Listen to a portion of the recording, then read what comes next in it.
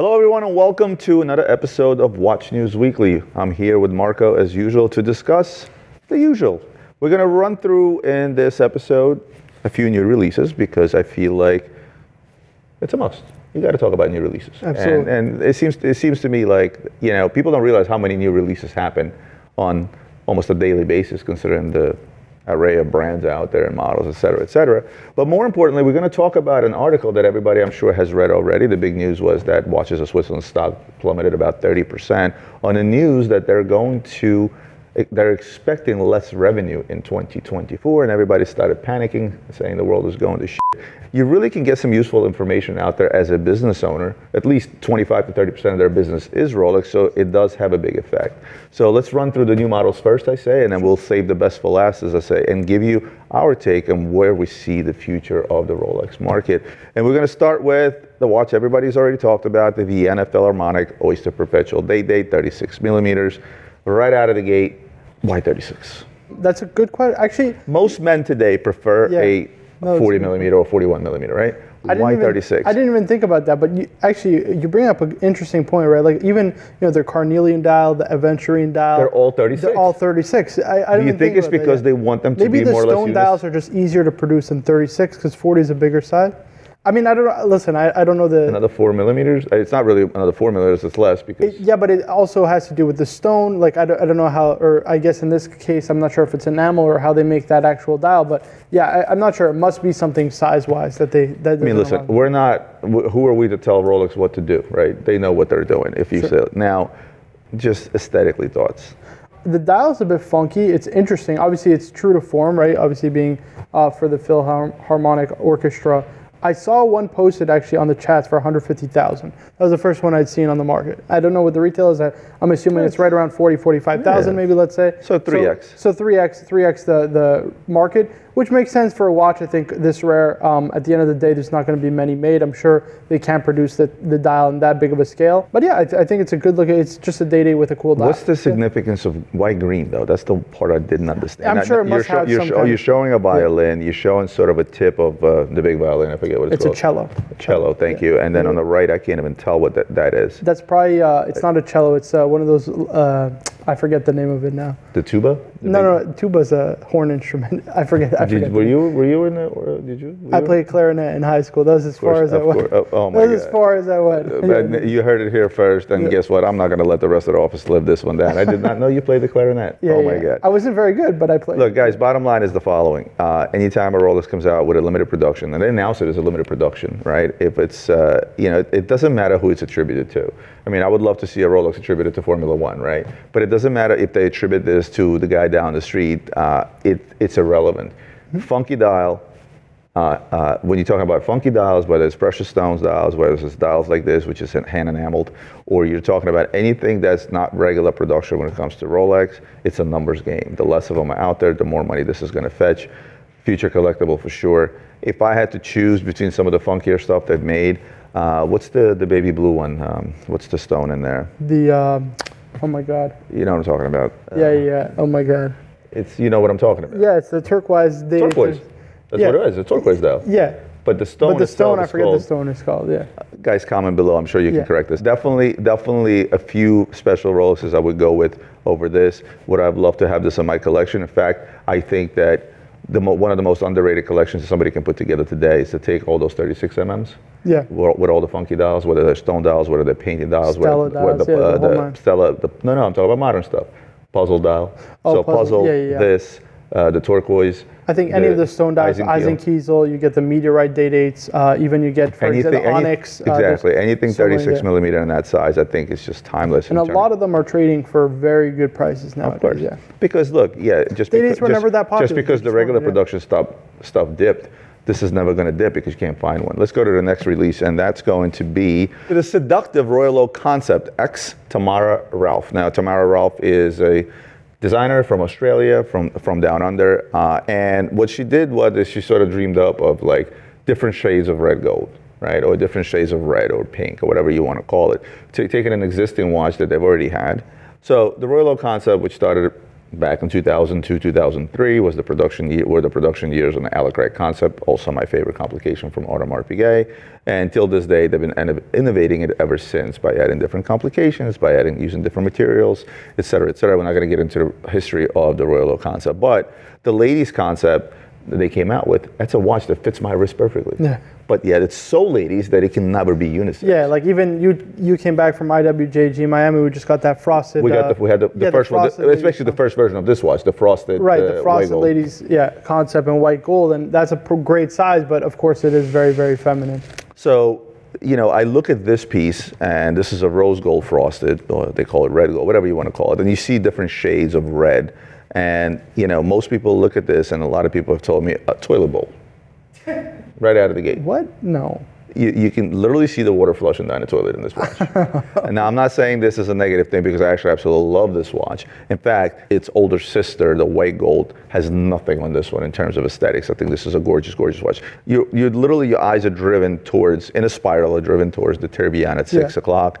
Now they've actually added some diamonds on top of the tourbillon cage, which a lot of people say, oh, they just added diamonds. It's not that easy. It's not just about let's slap some diamonds. The watch has to work. Right. You know what I mean? So by adding diamonds on top of the cage. Yeah, it's additional weight, right? It's additional weight. Now you have to account for that, et cetera, et cetera. Yeah, not to mention also in a 2D image, people just do not understand the depth and dimensionality that this watch will have from that step dial is going to be spectacular to see, along with that frosted gold case and bezel, and of course the working tourbillon in the middle. I think this is a great looking ladies piece. Phenomenal.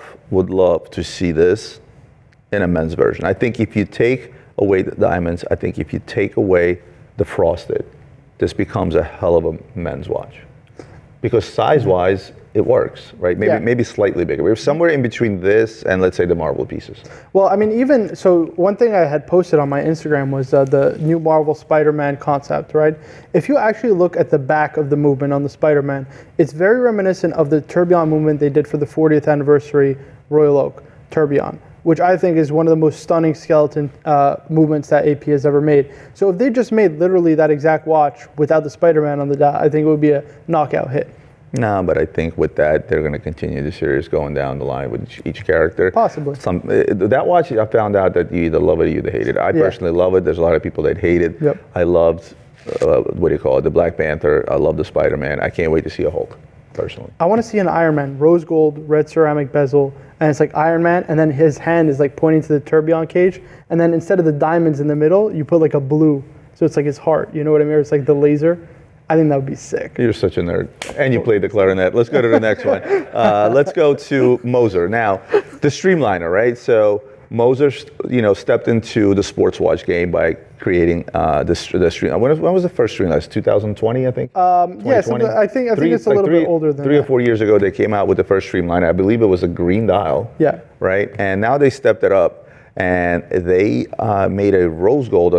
I love it how companies call this stuff a red gold. It's rose gold. It's just like, it's 5N red gold, and 5N simply, it's the amount of copper that's in there that gives it its tone. So it's Lange did the honey gold. Rolex did Ever Rose. They come up with these names, like these marketing stunts. Like, it's just rose gold, guys. It's really not that big a deal. But guess what? They harvested some jade from the valley of Wyoming. I didn't realize Wyoming had jade. I always felt like jade wasn't. Came from Asia. I thought like Wyoming was like a potato, like potato farming, kind of like, you know what I mean? That's what I thought. Oh, that's Idaho. Sorry, yes. I'm Canadian, guys. Idaho. The J dial is a complete knockout, but then it's expected of Moser, right? I feel like Moser, when you think of a Moser, your first expectation is dial, because they make some of the most amazing dials. I don't know if it works with the rose gold. I like this much more than the Vanta Black personally. I'm not the biggest fan of Vanta Black because it's like almost like a mirror finish to the dial where it's just too black. And I think this will have a lot of character, especially due to the variations in the stone. I personally think it's a great look. Rose gold and green. I mean, rose gold olive dial. I mean, even. But this is like, different. This is jade. This has so much more depth. I feel like you look at this picture, obviously this is a high resolution, highly photoshopped picture, but it looks like the dial has been photoshopped onto the watch. Like literally, because to me it seems like it doesn't belong. What I would love to see here, maybe it's the bracelet that said, how about that on a green rubber strap? I don't know. I don't know how I feel. I like it on the brand. I really like this. I think. Well, this you is like the designed. Streamliner, so you're a little bit biased. Now, let me ask you a question. The hands and the markers. I hate the hands. I hate the think hands. The hands are really ugly. And I honestly feel like, think 3 emeralds would have been just fine. Like 3. Just literally 3 emeralds. I mean, jade is a type of emerald. You could have done jade. Yeah. You could have done jade markers. Just get rid of the what's it called, the baton indices altogether, right? Yeah. I think one of the charms of a vintage like Rolex stone dial is the fact that it's so simple and it's aesthetic, right? Like the coral dials. Yeah, it's so simple, so pure. It's literally just a stone dial, the date of the week, and then the day. Last thing. But this is well executed. I also feel like the tourbillon cage, it looks like somebody just punched a hole in the dial. I feel like it's unfinished. It's a very raw picture. I'm sure it won't look that way in person. I doubt it. Maybe. I mean, sure listen, there has overall, to I be a like the better- watch. Just Because I do but agree. like It's the just like nitpicky stuff. a hole in the middle of the dial. Yeah, I like the nitpick and stuff. So let's go to the next one that possibly I can nitpick. And that is Feeling Blue, the new blue enamel Jaeger-LeCoultre Master Ultra Thin Tourbillon. We've seen this before. About 120,000 euro. They're saying they don't have an official price yet. Okay. 12.1 millimeters. Okay. Very, very thin. Takes design cues from a thin pocket watch from 1907. I get the story, I get all that, but I feel like I've seen this over and over. No, they've done this before. They did it in white gold with it was a different kind of blue with this exact same movement. I remember because the Perpetual Calendar version they did in white gold with the blue was one of the most stunning guilloche watches I've ever seen. The one thing I think that JLC really misses out on is the price point. I think it's just, they have such an opportunity to have a well-priced tourbillon that. But they do. There's stainless steel tourbillons back in the day that were priced at around $50,000, $40,000. But this is $140,000. What market are you? No one is buying this at retail. I'm sorry. There's just no market for this. I'll give you one better. 2 years down the line, somebody brings this watch to you. What are you paying? I'm paying 65 cents, 65 back, Exactly. minimum. You know what I mean? Like that's the thing. There's One just thing no I market. won't take away from this watch that it's a fucking knockout. Yeah. It's a gorgeous, gorgeous It looks watch. great, but The gold. This is what I meant about the tourbillon cage in the last watch. See how this feels a little bit more finished? Yep. I mean, it's clean. Everything on design-wise, everything works. The hands, the markers, the dial, the tourbillon cage, well the strap. balanced. It's very well. It's very thank you. symmetrical, yeah. Symmetrical, very well balanced. Love the watch. It's just again the price point. I think it might be a bit tough for them. I would love to see a picture of that ultra thin pocket watch from 1907 that this was inspired by, because I can't think of that image in my head. Yeah, me Let's neither. go to the next new release, and that's surprise. Big surprise, guys. Omega Speedmaster Dark Side of the Moon Apollo 8. Not a limited edition, 14.3 retail. Signature engravings, Dark Side of the Moon, Apollo 8, December 1968. And again, it has the rocket ship seconds. and then we took last year's Dark Side of the Moon, and where the seconds are, they put the actual rocket. And you know the funny part is that as much as this made it sound like it's the same thing over and over and over, I fucking love this. Like that little rocket.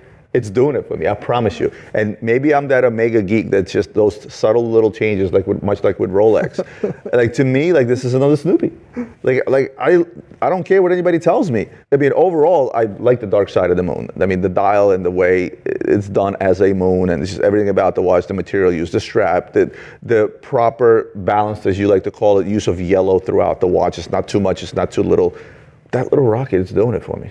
Like, I want that watch. You know, I was talking with some collector friends on a channel I like to stream with. Talking about JJ's? Yeah, JJ's Watch Hanger, right? And they're like, I just don't understand why they invested so much, marketing to release basically the same watch again that we've already seen. I'm like, well, when you jack your retail price $4,000, you gotta have some way to sell it. You know. So you tell me, what was the retail of the? The retail of the last one, I'm pretty sure, was about 10,000. I think it was 11 something. No? No, okay, let's call it 11. Even at 11,000, So it's a 30%. It's a 30% increase. Yeah, 3,000 more expensive, and not to mention all they pretty much changed was the rocket ship, and they put in the 3861 caliber. It's like, It's doing it for me. All right. That little rocket, I'm telling you right now, that little rocket is worth $3,000. I I didn't know you liked rockets so much. Look, I'm a big fan of the Speedmaster, and I think that with the introduction of the Dark Side of the Moon, the gray side of the moon, or the pink side, whatever side of the moon they came out with. We talked about the what's it called, the AP Royal Oak being such a great blank canvas. I mean, what haven't they done with the Speedmaster at this point? But wait, there will be more. There I will promise be you. more. Oh yeah. But let's compare this is comparable retail to the Daytona. right? Very comparable. The Daytona, I think, what, 16 retail right now? Nobody even knows what the retail on the Daytona Yeah, is. 15, 16. 15, 16,000, right? So this is slightly under, or let's say around the Daytona price. You get a good chronograph. I like the caliber. This one or the last one. The problem is the people hear Rolex and Rolex Daytona, they lose their minds. If I took those two watches and I blanked out the brand name and I put them side by side, this is a better looking watch. I beg to differ, but it's okay. But you like to argue. We'll agree to disagree. You know what? After this, we'll play the clarinet and we'll go from there. I think this is it for new releases, so which brings us to the next topic, and that is, again, the article that you saw when the announcement came from Watches of Switzerland that they expect a decrease in revenue. And it wasn't that big. I don't remember the exact numbers. I think they estimated 1.6, and it was down to 1.4 billion or something. Again, don't quote me. I don't have the article in front of me. And Brian Duffy, the global CEO of Watches of Switzerland, came out, and when was asked, or when he said as to why, the answer was, next year our allocation with Rolex is going to be a lot less gold pieces and a lot more steel pieces. So naturally, considering that 51% of their revenue was from Rolex the year before, naturally their revenue is going to go down by that small margin. Everybody panicked. And this is what I hate about the stock market. You know, people trade stocks based on the news that come out. Like, why should that stock have plummeted 30% just because their revenue is expected to go down 10%? It's fear trading. That's a lot of people. It's fear trading. When it dipped, I bought some. So I bought it on the last dip. It's a great stock to have. But it brought me to a thought, and I wanted to discuss this with you briefly, and that is, well, wait a minute. What does the overall landscape of Rolex market look like going forward? Because in my mind, and this is not just based on this article, it's this article that actually brought me to that thought. And we're transparent, so we like to share those things. Some of the things I think about for my own business. Last year, 31 or 32% of our business was Rolex, right? In terms of revenue. In terms of revenue, yeah. 32%. In terms of units, forget it, it's a lot more. Right. But in terms of revenue, 32% was Rolex. This is very important to a business owner. If I own a supermarket and 1/3 of my livelihood is depending on tomatoes, you know, I'm going to pay attention when things happen to tomatoes. You gotta right? pay attention. If there's a drought, market, I have a problem, right? You have no idea the amount of ADs that I used to work with 10, 15 years ago that came out of the woods and contacted me saying, hey, Roman, we should talk about Rolex. We're doing the Rolex CPO. Not surprised. Why? Because, look, now you have 1916 company carrying them, right? i.e. Goldberg Jewelers since the merger. Right. But that doesn't mean nobody else is doing that. Every single Rolex dealer is doing the CPO program. So here's what's happened in the market, and this is we're taking secondary, we're taking primary. Now you have, how many authorized Rolex dealers are there in the United States? It's got to be 100, somewhere in the realm. Well, let's see. I would assume somewhere in the realm of 100. Let's just call it 150 to 200, somewhere in there. Let's call it 200. Yeah. Right.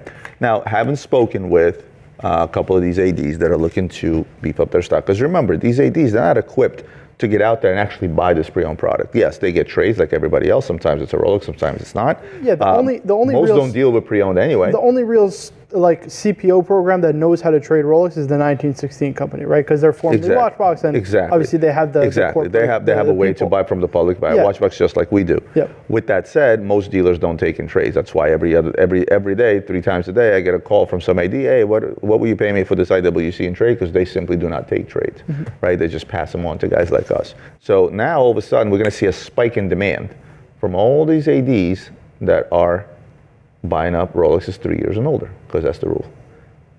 What happens to the prices of those pieces? Well, they naturally start going up. Increased demand, same supply. They start going up. Yeah, of course. While at the same token, they can't touch stuff that's 3 years and under. That goes back to guys like us. Which is also our best-selling stock. Which is our best-selling stock. Right. New, unworn. What happened to the prices of Rolexes 1 to 3? Did they go up or did they go down? They keep going up, or they went down recently, but I mean, if we may see them come down a bit, right, because all of a sudden there will be an influx of those on a secondary. The problem is the demand is so much higher that I think they stay the same. Yeah. So on the one end, we're going to start seeing older Rolex product go up in value because of that demand, and again, it'll stabilize because once those stores will not run through 100 certified pre-owned Rolexes in a month. They just won't. Right? Maybe initially it'll be a fast rush. So now you have one that's going up a little bit, you're going to have one that's going to stay a bit steady, right? Now, if tomorrow 15 authorized dealers or 30 authorized dealers call you and say, I have 100 plus Rolexes that are 3 years and younger, we'd be more than happy to buy them up, right? With that said, it will most likely be like a trade scenario where we'll take the newer stuff, we'll give them the older stuff, right? Now here's the issue. On top of it naturally going up on a secondary, or the pre-owned stuff naturally going on because now all of a sudden, we said 200 doors times 100, that's 20,000 pieces, right? Am I doing the math right? Or is that 200,000 pieces? No, 20,000 pieces? Yeah. Right? And that's stuff that needs to continue rolling. Every single one of those is going to have to go through the Rolex CPO program. That means it gets sent back to the service center. That means it gets serviced, certified. The cost of that is $1,500. If you're talking about Rolexes that are, let's say on an average 5 to 10 years old, what's an average price point? It's going to be, if you're talking 5 to 10 years old versus like its modern counterparts, probably a delta of about like, again, pending year and condition and model, about 15 to 20%, let's call it. Okay, no, I'm talking about average price point of those models. It varies. Let's go gold and steel. Like in steel, you're going to be paying, let's say around the 10 to 15,000 for the most part, somewhere in there. And then if we're talking gold, probably the 30 to 40,000. Okay, now my concern is specifically with the steel stuff, especially stuff that's a bit older when we're talking about 5-digit Datejust, 5-digit Rolexes, when we're talking about 4-digit Datejust and things of that nature. Now you're looking at, okay, well here's a price point up to $10,000, let's say roughly, but you're tacking on another $1,500 to hang that little tag on it. So ADs are going to have a heavy fight. And the heavy fight is going to be like, okay, I want to bring all this product in, I want to sell it out the door, but now there still won't be compatible with the gray market, I feel like. Because that's a price we could always beat. And there are people out there that will pay an extra $2,000, $3,000, $4,000, an extra $1,000, $1,500 on a watch to get that little tag and to get it certified pre-owned by Rolex. But if we're talking about a difference, and we've seen this with Booker, we've seen this with Watches of Switzerland, and those that roll those prices out, the prices are upwards of 30% more than what you can find them on Chrono 24. Yeah. How successful do you think that could be? This is something that we discussed at length, right? I think the Rolex CPO program is not something that's aimed at the gray market customer, because at the end of the day, the gray market customer is not somebody who's going to pay 20% more for a Rolex or 30% more for a Rolex. It's too big a spread, right? Especially for such a watch that trades at such a high volume. It's like you're buying a stock essentially at 30% more than the market. Nobody does that for the most part. So that's not the targeted consumer. I think the targeted consumer is going to be the niche who says, I only want to buy from an AD. And there is that niche, right? Like people will sell to us to say, listen, Marco, like I appreciate doing business with you, but I will never buy a watch from you guys simply due to the fact that I only buy from an AD. And that's their customer base, right? Like the CPO customer base is going to be, oh, I want to buy a Rolex maybe from the past, but I don't want to get it from the gray market. Let me buy it from Rolex directly. And I think that's a market. I don't know if it's a big enough market to feed kind of ADs in the long run. I think it helps us in the sense that, for one, it brings more visibility to the gray market. And then second, it gives us more stock, because we're not competing now, in addition to other dealers, with ADs for new unworn stock, which is, again, our best selling inventory, right? What do people reach out to us the most for is new unworn inventory. So I think it's very, very good news for us. A couple of more points on that, right? Or a couple of more things I'd like to throw into the pot for you. First of all, to finish this part of the conversation, I'm going to make the call the following, because you're going to see a rush, you're going to see a slight increase in pricing for the pieces for the ADs that are going to want to fill their shelves with Rolex CPO product. You're going to see those prices go up slightly on the market, but then because they don't ever sell at the speed that we sell, they don't sell 1,000 Rolexes a year. Right, they're not a volume seller. They want to hit the margin. Then you're going to see a bit of a slowdown. You're going to see those prices sort of come back down to its original points, right? Because they're not going to be selling through as fast. If somebody stocks 100 Rolexes in their showroom, they're not going to sell through them in a month. They just won't. They don't have the type of capability or the volume, right, if you will. They just make better margins. So I'm going to leave that at that. Now, let's talk about the fact that now you have, and listen, Rolex knows it, we know it, everybody knows it, everybody closes their eyes. In the boom rush or in the rush, what did Rolex ADs do? They hoarded merchandise, right? They got their allocation, they sold through it, they registered the cars as sold, they put it away in a safe way before the prices go up, threw them out on the secondary to guys like us. It's a known thing. This is what ADs have done in the last 3 years, and I've said it, I don't blame them, and the reason I don't blame them is because during all those other times when they had to buy, the 28 millimeter platinum Rolexes or some crazy day-days that retail, with diamond encrusted day-days that retail for 200,000 that they had to discount to lose money, right? So, they played the game, they did what they had to do in order to capitalize on the rush, just like the Grays did, just like everybody else did, right?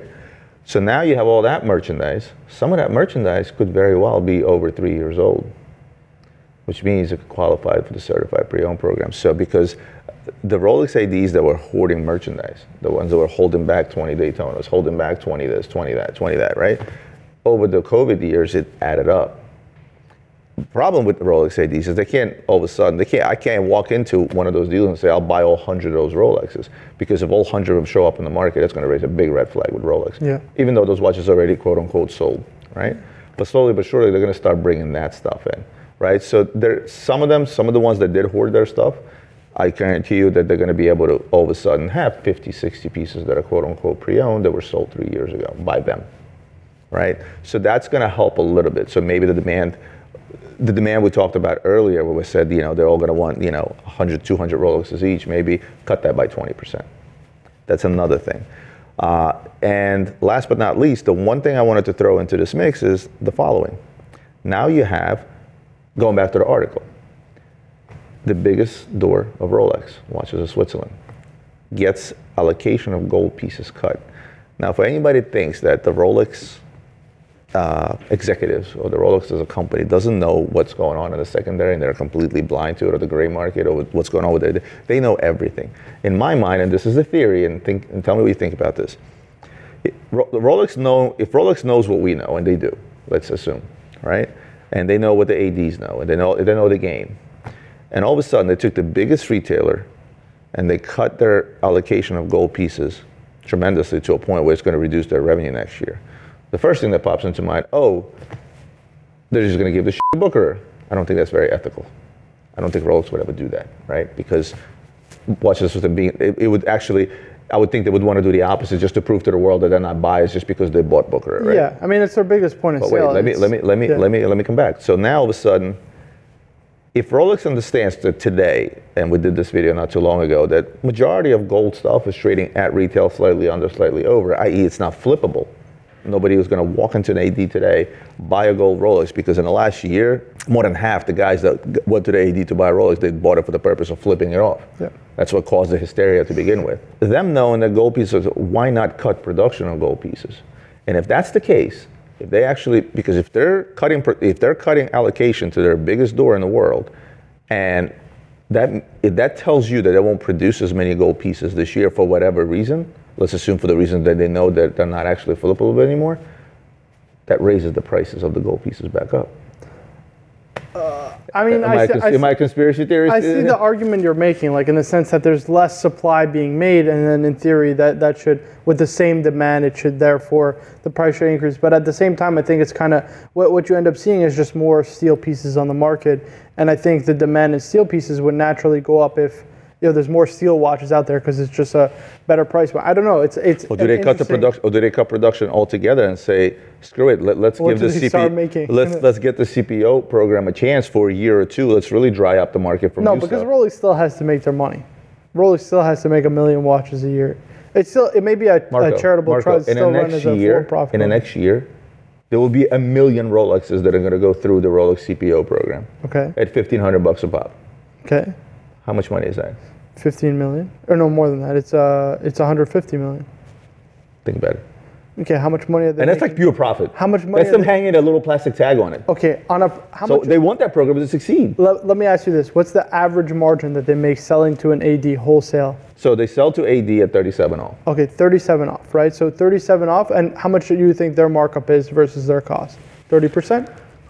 Look, I know one thing. I know that the biggest markup in the industry is 12.5x. And that is from Richard Mille. I'm gonna guess that their average markup is 5x. Okay, let's say 5x, right? But they also have expenses. Okay, at 1 million watches a year. Okay. Okay, 1 million watches a year. What's the average price of a Rolex? call it 20,000 for ease of numbers. Okay. Okay, 1 million times 20,000, how much? 2 billion? 2 billion. 200 million. No, it's 2 billion. 2 billion. 2 billion, and then it's if they're making a 5x markup. Do the math. It's way more profitable for them to make watches than it is for them to run the CPO program. They're a non-profit organization. Well, they're run as a for-profit business, though. But I see. Listen, your point is not lost on me, right? The idea being, if they produce less gold watches, in theory, that should raise prices on the secondary market, which would help hamper the whole issue with gold Rolexes not being bought at retail so frequently, right? Because you asked me, should I buy a gold Skydweller on Oyster Flex? Even the new GMTs, other than the yellow gold on Jubilee. No, the answer is no. Right? If you're trying to flip it. Yeah, and if you go to two-tone Daytonas, two-tone Explorer, two-tone Sea Dweller, like you go down the list, there are not many watches left. I mean, we just did this video if you guys missed it. That you can buy today, walk in, buy today, and flip for Walk a profit. out and we get these messages. I mean, 3 months ago, those messages were almost daily. Now they're kind of slowing down because people are realizing that, hey, it's not the same game anymore. It's not the same game anymore. But I feel that if Rolex knows what we know, which I'm pretty sure they do, I would imagine they would cut production enough to where the CPO program does become successful over the next year or two, right? With that said, they're still making money off of the CPO program. And hopefully whatever that margin is, the difference in margin is, the $200 million that they make almost instantly is going to more than make up for it. Because look, they have it's a great new that, revenue stream, and I have no doubt Rolex is going to want to capitalize on it. Of course. Absolutely. So guys, this is kind of where I was going with this when I read that article. Again, it's this piece of news, or even not even a piece of news, is not really meant to dive into the article itself. It's what conclusion I myself gotten out of that, what it led me to think about, and obviously getting Marco's opinion is always good as well. So you kind of get an idea where we're going with this. I'd love to hear your opinion in the comments below. When a bulk of your business comes from a single brand, this is something you really, really have to dive deep into and analyze, especially on the spending end of what to buy, what not to buy, et cetera, et cetera. And hopefully some of this can trickle down to the consumer level, and you guys can make a decision as to what to go for, because there's a lot of people out there that are questioning, hey, is this the right time to buy, not just Rolex? But 3 out of 10 are thinking about Rolex, at least in our case, based on our sales. So guys, I hope this little theory of ours shed a little bit of light of what we feel the landscape of Rolex is going to look like in the future, or at least over the next year. But we don't have a crystal ball, and time will only show. I appreciate you guys tuning in. Like, comment, share, subscribe as usual, and we'll see you next week.